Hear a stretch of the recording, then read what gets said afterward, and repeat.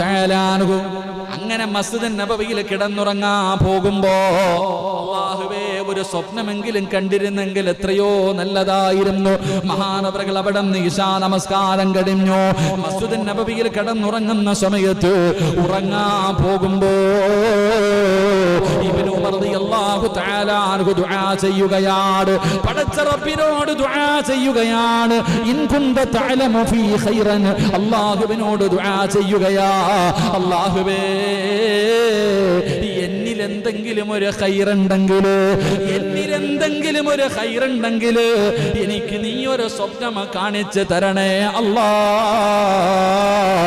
ഫറഅയ്തു ലൈലത്ത റുയാ, ഇന്നത്തെ രാത്രി തന്നെ എന്നിൽ എന്തെങ്കിലും ഒരു നന്മയുണ്ടെങ്കിൽ എനിക്ക് നീ ഒരു സ്വപ്നം കാണിച്ചു തരണേ തമ്പുരാനെ.